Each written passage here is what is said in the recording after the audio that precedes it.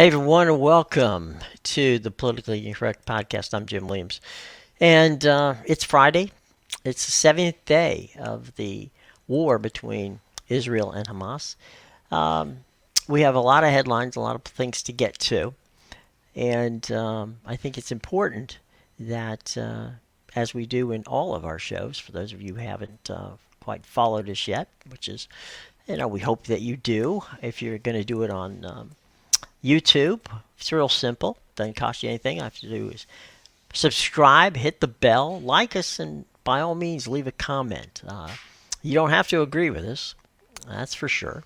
But we do like comments, and whether it's something you want us to find out for you, or if it's something you disagree with, or if it's something you just want to let us know how you feel, this is a place to do it. So, by all means, we look forward to having your input in our show, okay? Because it's your show too.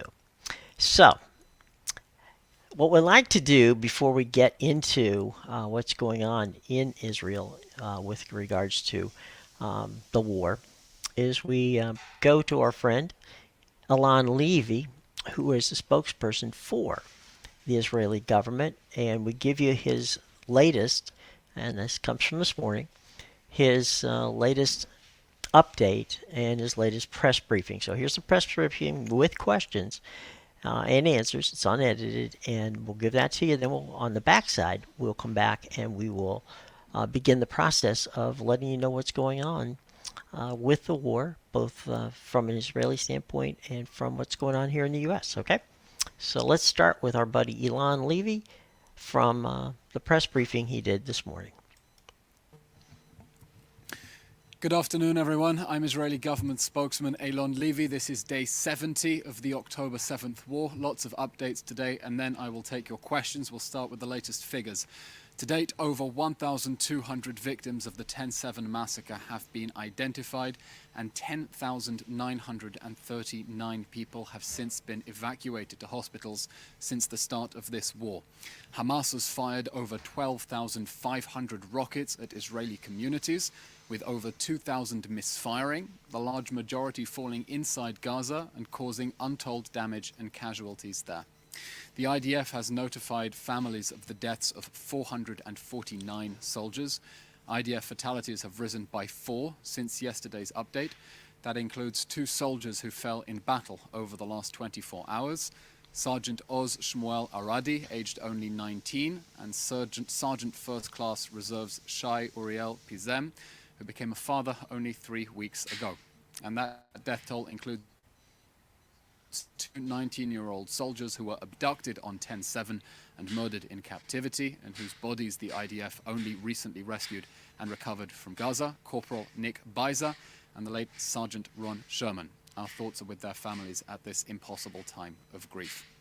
An update on the hostage crisis. Hamas is still holding 132 people hostage since 10/7, in addition to 4 hostages from before. That hostage count has been revised down by 3 since yesterday's update. In addition to recovering the bodies of murdered hostages Corporal Nick Beiser and Sergeant Ron Sherman, the IDF also recovered the body of dual Israeli-French national Elia Toledano, aged 28, who was abducted from the Nova Music Festival and murdered in Hamas captivity.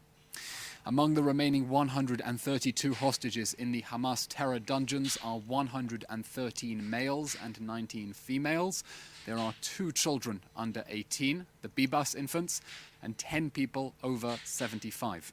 121 of the hostages are Israelis, another 11 foreign nationals. Of the 132 hostages, 20 have since been murdered, and Hamas is holding their bodies hostage. There are 110 survivors of Hamas captivity, 86 Israelis and 24 foreigners.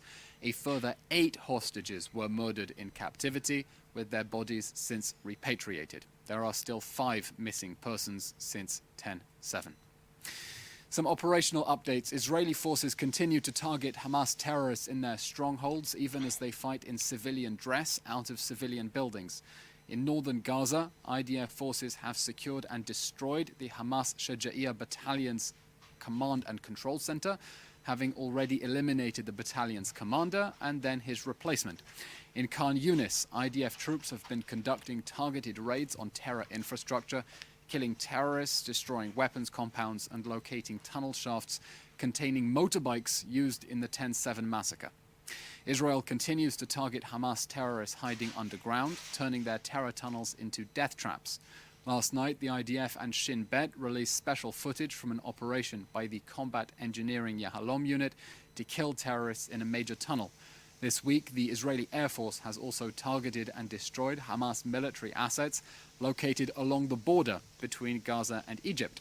Hamas had used those assets to smuggle weapons into Gaza, and their destruction will now hinder Hamas's attempts to rearm.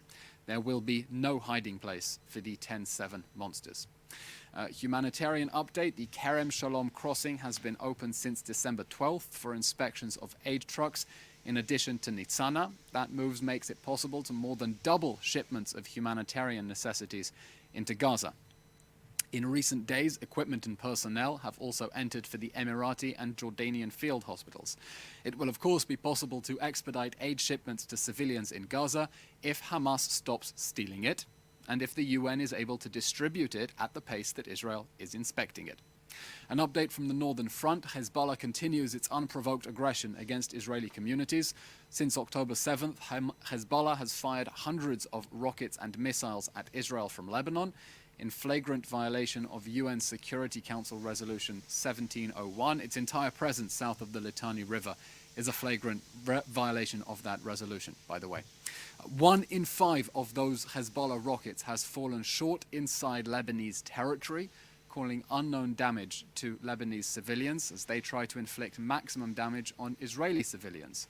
The IDF will continue to defend Israel's northern border against any threat, striking and destroying Hezbollah terror infrastructure and operatives in Lebanon. We repeat our consistent warning: if Hezbollah drags Israel into a full-scale war, which we do not want, it will be making the mistake of a lifetime, and the consequences for both Hezbollah and Lebanon will be severe. Some diplomatic updates. Prime Minister Benjamin Netanyahu met yesterday with our friend US National Security Advisor Jake Sullivan. The Prime Minister expressed his great appreciation for the US support for Israel in the supply of munitions needed to defeat Hamas after 10/7, blocking attempts at the UN to try to keep Hamas in power, and assisting in securing the return of our hostages. Prime Minister Netanyahu reaffirmed that Israel stands more determined than ever to continue fighting until we achieve our common goals with our American allies: the elimination of Hamas and the release of the hostages. In other words, total victory. The Prime Minister also discussed the continuation of humanitarian assistance to the non-combatant population in Gaza and threats to the Israeli people from the north and south from proxy forces of Iran's axis of evil. Prime Minister Benjamin Netanyahu also met yesterday with the president of the Red Cross, Mirjana Spoljaric. In their meeting, he gave her a box of vital medicines for the hostages in Gaza and demanded that the Red Cross do its job and deliver it to them. The Prime Minister told Mrs. Spoljaric about Hamas's brutal atrocities on 10/7 and the inhumane conditions of the Hamas terror dungeons. The Prime Minister expressed his gratitude for the Red Cross's help in securing the release of hostages and criticized certain statements coming out of the agency which failed to make the distinction between Hamas's deliberate and systematic acts of murder and the unintended casualties in this war which Hamas started and is waging out of urban areas, trying to use civilians as human shields. The Red Cross must demand unconditional access to those vulnerable hostages, not subject to practical details to be agreed with Hamas, as the Red Cross president suggested.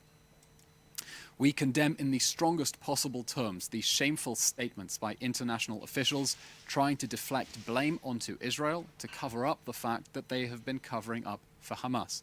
Specifically, we wish to call out the Red Cross's chief legal officer, Cordula Drog, who falsely claimed that Israel is almost totally depriving civilians in Gaza of food, water, and medical supplies. Let's be clear, Dr. Droga is not telling the truth. Israel has excess capacity to inspect aid trucks and has placed zero restrictions on the entry of humanitarian necessities into Gaza. The backlog is at the Rafah crossing and inside Gaza, with UN agencies unable to distribute aid at the pace that Israel is inspecting it, and of course with Hamas stealing that aid. Sadly, the Red Cross is doing everything to avoid admitting that Hamas steals aid and wages war from inside hospitals. That must change. These statements also clearly go against the Red Cross's own principles of neutrality and confidentiality. While the Red Cross openly criticizes Israel, a democratic state with a law-abiding military, it has yet to utter one condemnation of Hamas's systematic violations of international law, including its militarization of the very hospitals that the Red Cross funds and works at. How could they not know? And now that they do know, why do they not speak out? It's not particularly difficult. Finally, a stark reminder of Hamas's threat to global security. Yesterday, security agencies in Denmark thwarted a terror attack that would have killed innocent civilians on European soil, arresting 7 terrorists acting on behalf of Hamas. Since 10/7, Hamas has been stepping up its attempts to expand its attacks against Israelis, Jews, and other Western targets around the world. Israel is fighting on the front lines of humanity, and Hamas is coming for you too. The West is next. The same monsters who intentionally and methodically burned, beheaded, and raped Israelis on 10/7 would gladly globalize their intifada, as protesters on campuses and streets around the West are calling for. They aim to sow terror on the streets of Western capitals, and the whole world must be vigilant and stand in solidarity with us as we battle our common enemy, which wants all of us alike dead. That comes to the end of today's update. We'll now take your questions through the chat, please. First question from Adam Scott Bellos, the Israel Innovation Fund. It seems like more daylight is being seen between the United States and Israel when it comes to this war. And now recently President Biden stated that we have been indiscriminately bombing Gaza. And CNN just released a report that almost 40% of our bombs are unguided, quoting many people who criticize this tactic as well. Does the Prime Minister's office have any comment about these unguided bombs, or the recent remarks coming out of the White House related to this? Thank you, Adam, for your questions. As for your first question about the timing of this war, Israel and the United States are fully aligned on our mission to destroy Hamas. The only clock that matters is that every second that Hamas still exists after 10/7, it is a ticking time bomb.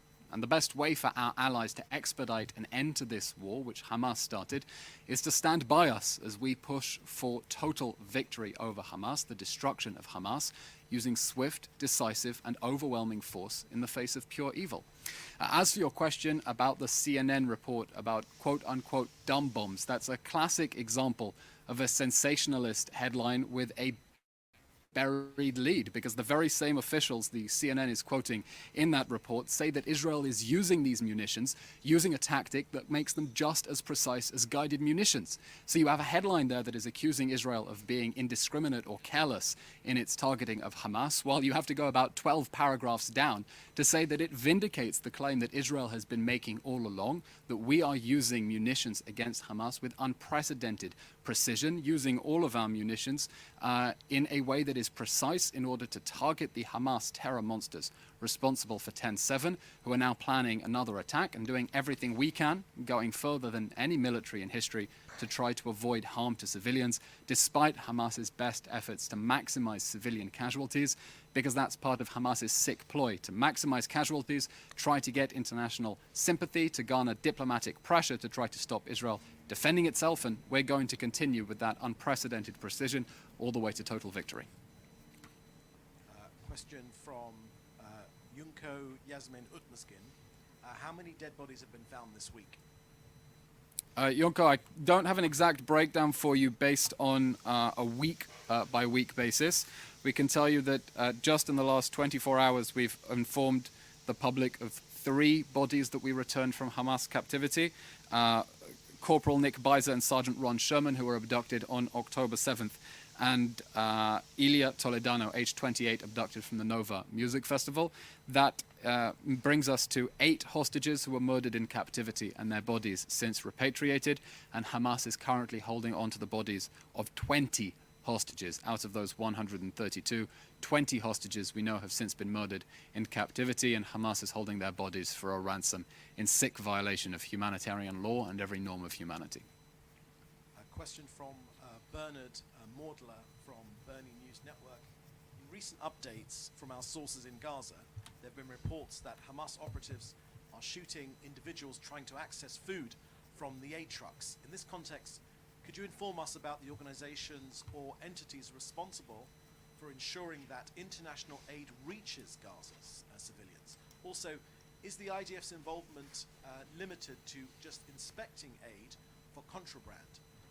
Or do they play a more active role in distribution process to prevent such incidents? You're right to draw attention to these horrific images that we're seeing of Hamas gunmen requisitioning aid shipments inside the Gaza Strip to make sure that their fighters remain well-fed and well-stocked at the expense of civilians who need that aid. We think it is shameful that the agencies involved in distributing that aid, whether it's UNRWA, Enough Said, or other agencies, have not a word of criticism or condemnation against Hamas for stealing that aid.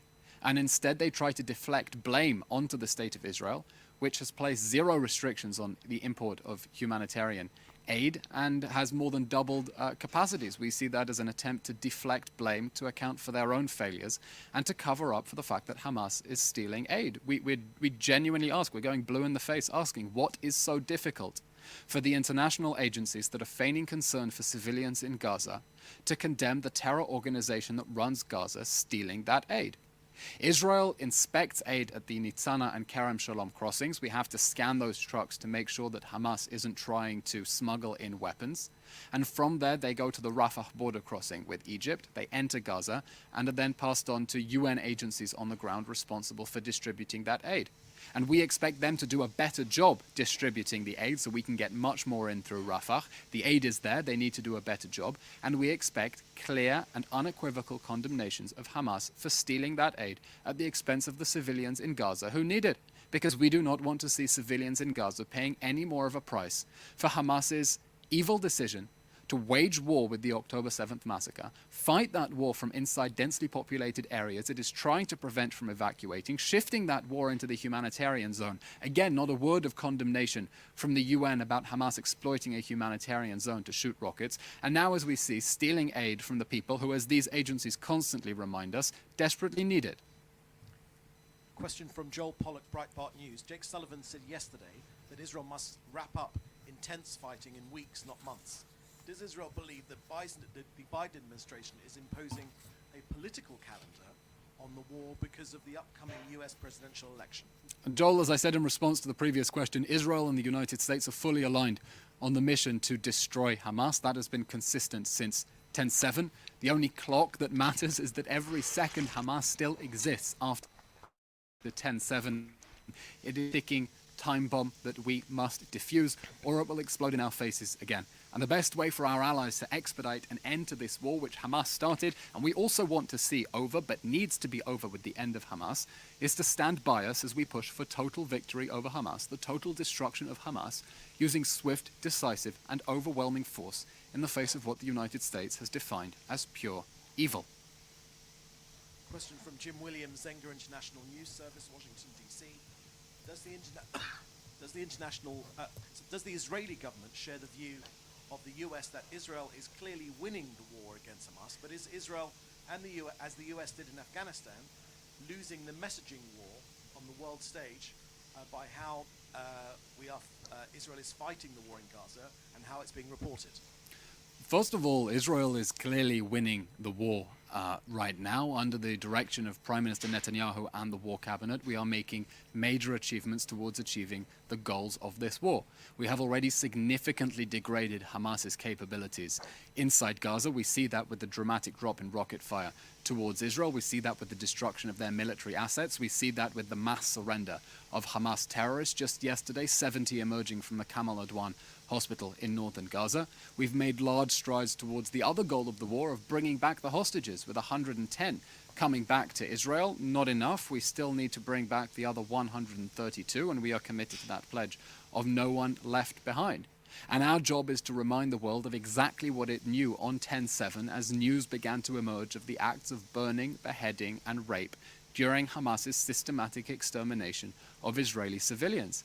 As former President Obama said on the morning of 10/7, as the news was just beginning to come out, the United States and the world must stand firmly by Israel as it dismantles Hamas. They know that to be true. They've known that to be true since 10/7. They know it to be true despite Hamas's best efforts to generate diplomatic pressure through creating international sympathy by deliberately manufacturing a humanitarian crisis in Gaza. And we're going to continue shining a spotlight on Hamas's crimes against humanity and its war crimes, and on our unprecedented efforts to try to keep civilians on the other side safe as we prosecute what is probably the quintessential example of a just war. In the 21st century, we did not start this war, we did not want this war, we did not expect this war. Hamas declared this war against us, and we will continue with our defensive campaign until we achieve total victory. Question from Yunko Yasmin Otmaskin from Kyodo News regarding the hostages and missing persons families forum notice that shock among the families of the hostages at the rejection of the director of the Mossad's proposal to travel to Qatar to formulate a new hostage deal. Do you have any comment on this? We have no comment on negotiations surrounding the return of the hostages. You'll appreciate this is a sensitive situation and human lives hang in the balance, and the less we say, the better. But we reaffirm the state of Israel is doing everything it can in order to bring those hostages home safe and sound, immediately and unconditionally, to ensure they have access to the Red Cross, which has not been doing enough to secure access to those hostages. And we will consider and continue with every avenue in order to get those hostages home. You know, one thing maybe people don't realize around the world, Israel is such a small country that this is a very personal issue for all of us. 250 hostages in a country of 10 million people means that everyone knows at least someone who has had someone stolen from them. And we repeat our pledge that we will leave no one left behind, and that none of us are free till all of them are free. And that's why, like so many Israelis, I have around my own neck this dog tag in solidarity with the hostages that says on it, "Bring them home now," and in Hebrew, "Halev shelanu shavui b'Gaza," our hearts are still trapped in Gaza. Thank you very much. Okay, thank you very much, everyone. Have a safe weekend. Keep safe. We'll update you on the time. Okay, that's Elon from this morning, and he gave us quite a bit of information. So, let's go to where things are right now. Okay, is the U.S. telling Israel how to run the war with Hamas? Well, the answer to that question is kind of yes and no. All right, let's go back to yesterday. Basically, what's going on is the president was asked if he wants to scale back the intensity of the fight, and after National Security spokesman John Kirby told reporters that the White House has discussed with Israel and the official possibility of wrapping down its battle. And President Biden said, "I want them to be focused on how to save civilians, not going after Hamas, but not stop going after Hamas, I should say, but be it more carefully." So Biden said he wants them to be focused on how to save civilians while at the same time going after Hamas, and he made that clear. Now, as you heard Elon talk about, National Security Advisor Jake Sullivan spoke to Israeli leaders yesterday about the process in the war and where the Israelis think they're going at this point. Thursday in Tel Aviv, the defense minister suggested that the war, which began in the wake of Hamas's brutal attack on October 7th, would probably go on for months. And so, as I said, it's a yes and no answer here. What Biden and Jake Sullivan and others are telling the Israelis is that what they want to see is them to continue to fight against Hamas. Biden has not said anything about supporting in any way, shape, or form a humanitarian ceasefire. He's against that because he feels strongly that Hamas would be able to replenish themselves.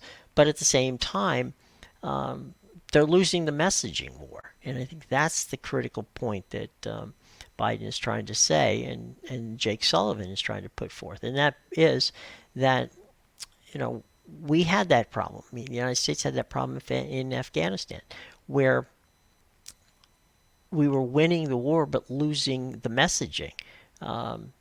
Where people were seeing the body count go up of civilians and wondering if we were disproportionately killing people who were civilians and not attacking the war aspect of it. Okay, so the goal here, which Jake Sullivan, was in Israel for yesterday, was to talk about strategic targeting, and I think that that's going to happen probably sooner as opposed to later, and it's something that we wrote I wrote a piece yesterday about how CENTCOM and the IDF are working on the strategic planning of how to fight wars like the U.S. did in Fallujah and in other places where you're targeting more on a very, very one-to-one basis, and using more special forces and that sort of thing, and less of the bombing of the infrastructure, okay, which has been going on now for 70 days. The deal that Jake Sullivan was talking about yesterday has to do with, as I said before, more strategic planning and fighting. It's not ratcheting back the intensity of fighting, but targeting the fighting against strictly Hamas and trying to keep the body count down in Gaza. I mean, the amount of people who have been killed, whether you believe Hamas's numbers or if you believe the numbers from the UN, are staggering and distressing, and the world is forgetting, frankly, unfortunately, about what happened on October the 7th in Israel and paying attention to what's going on in Gaza. You have two humanitarian problems, one in Israel, one in Gaza, and the one in Gaza is getting the play at this point in time on a international basis, rightfully or wrongly, depending upon how you look at it. Nobody wants to see innocent people killed. I mean, that's just a matter of human nature. You don't want to see people who have nothing to do with this war die, whether they're, Israelis who were killed on October the 7th or continue to get killed in the war, or the Palestinians. So that's something that Jake Sullivan and President Biden and others are telling Prime Minister Netanyahu and the cabinet, Israel's war cabinet, needs to be reined in. But make no mistake that the United States continues to support, and the president and his security people continue to support Israel and will continue to help them. Okay, so that brings us to our next topic in that same boat. If Joe Biden and Bibi Netanyahu were Facebook friends under the topic of relationships, the topic would be, it's complicated. All right, so what do I mean by that? What I mean by that is these are two men who go back 35 years to when Biden was a senator and Netanyahu was working his way through government in Israel. They know each other, okay? They don't particularly care for each other on a number of levels. This goes all the way up to when Biden was vice president under Obama, okay? So, but that being said, Biden is someone who has proven time and time again over the years that regardless of whether he likes someone or doesn't like someone, if a deal needs to be made, he will make the deal. All right. He's not abandoning Israel because at the moment Bibi Netanyahu runs the country. Okay. the two of them are working together to bring home the hostages, defeat Hamas, and figure out how to have peace in the Middle East. And that's no easy thing to do. And Biden's taken some heat here in the United States from his own party, and he's taken some fun legislative issues from the Republicans on how they're holding up aid. So, by the way, an update on that. Senate Majority Leader Chuck Schumer is keeping the Senate in town at least through Monday to see if they can close a deal that will get aid to the Ukraine, to Israel, and Taiwan, as well as the southern border, as they work on potentially changing some laws down there that would return in some regards to some of the Trump laws that he had when he was president. And they would soften them. They wouldn't go the whole route on that one. So keep an eye on it. If there's a deal to be made, it's going to have to be done over the next 72 hours or so, because there still is not enough Republicans, who are ready to sign on to that deal. So we'll have to keep an eye on it. But as I said, if Bibi and Joe were Facebook friends under the topic of relationships, it would be complicated. But rest assured that Jake Sullivan, when he was in Tel Aviv yesterday, was there to explain what they want to do. Now, coming up next week, Lloyd Austin, who is the four-star general, who is the United States Secretary of Defense, and as I said, the former head of CENTCOM. By the way, if you want to read the story that I wrote on CENTCOM, it is dropped live through Zenger. You can read it on Inside the Nation or the Daily Cable, which is two of the outlets that publish Zenger News, which is basically over 200 of them, worldwide. Those two are linked in the box show box below. So if you want to check it out, you can. And we also did yesterday's show on CENTCOM and their relationship with the IDF and how they are working with them to fight more strategically. So that's something that you might want to check out. Lloyd Austin, as I said before, is headed to Tel Aviv next week in hopes of working with the War Cabinet to come out with a plan that will continue the fight against Hamas while at the same time limiting the casualties. Okay, so let's go through this. This important aspect of the aid and support. You have Joe Biden, who made the trip to the war zone early in Tel Aviv. Okay, you've had Anthony Blinken, who is the Secretary of State, who has been there 3 times. You have Jake Sullivan, who was just there yesterday. That's his 3rd trip down there. You have Lloyd Austin, who, as I said, this is the 3rd time Austin has been there.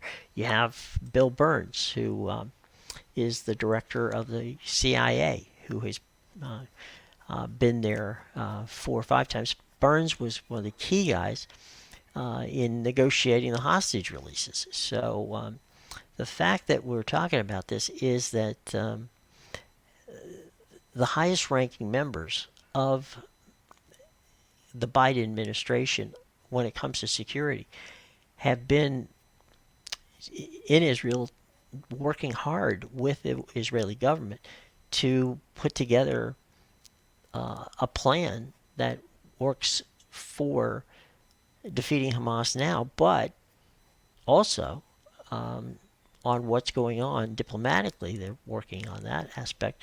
What happens the day after? So this is all unprecedented when you consider the fact that the United States is not at war.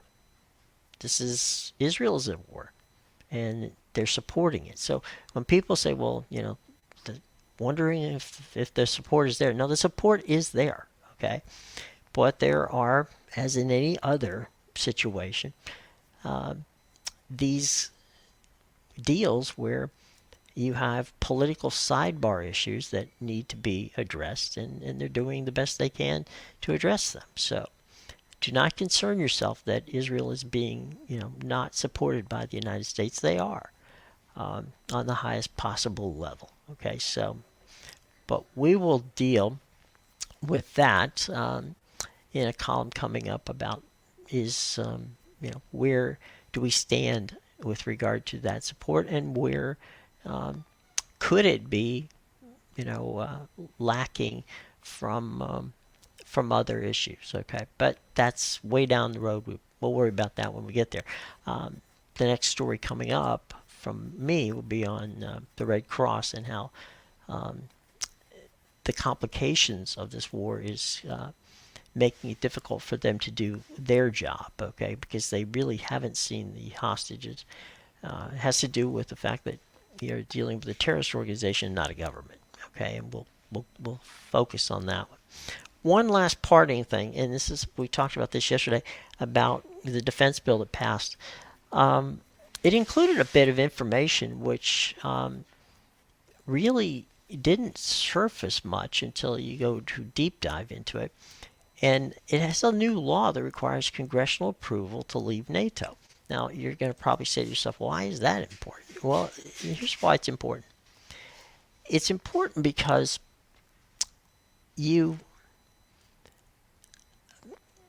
President Trump, when he was in office, and he has said this if he were to get back into office, that he would reevaluate the United States' involvement in NATO. That would be a catastrophic mistake to get out of NATO. It's something we started 76 years ago, and it really has been very helpful to the United States, and it's been something where we've had a coalition. CENTCOM, as a matter of fact, is a coalition of 46 countries, many of whom are NATO countries, as well as Middle Eastern countries.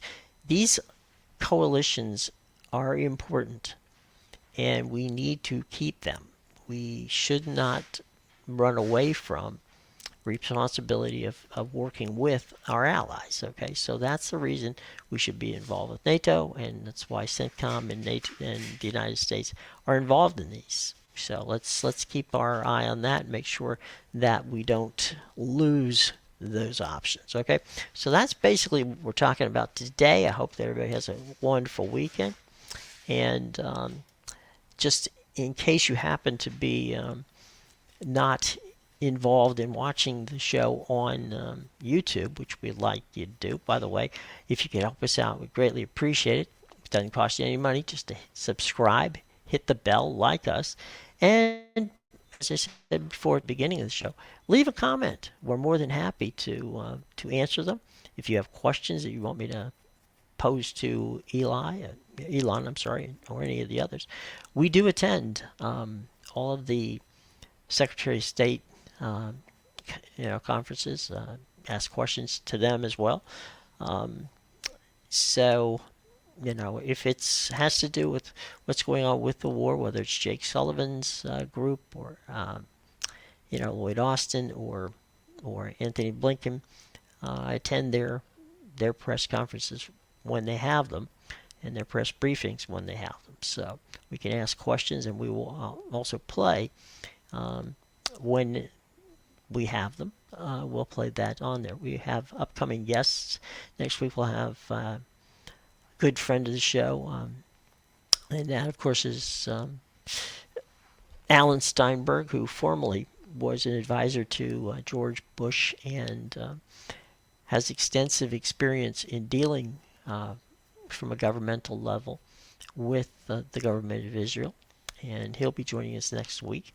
And we have 4 or 5 journalists who will be coming from Europe to give us their take on what's going on. So we're going to have some fun stuff coming up in the next week. So have a safe and enjoyable weekend. If you're going to listen to us on the podcast realm, it's simple to do. You can get us again for free at Apple, Spreaker, Spotify, Amazon Music, Audible, iHeartRadio, TuneIn Radio, or as they say, wherever you like to get your podcasts. Okay? Well, anyway, everybody, thank you very much. Have a wonderful weekend. Be safe out there. We will be back on Monday with some more information. We'll have Elon in his daily briefing, and we'll likely have some briefings from some other folks on what's going on. So if there's something does happen or breaks, if you subscribe to us, you'll know, because we'll let you know right up front. And if you want to take a look and read about what we're doing, that can be done too. All that information is in the show box below. So be sure to take advantage of the show box below. And as I said before, subscribe so that way you'll know ahead of time. Okay? All right, everybody. Have a wonderful weekend.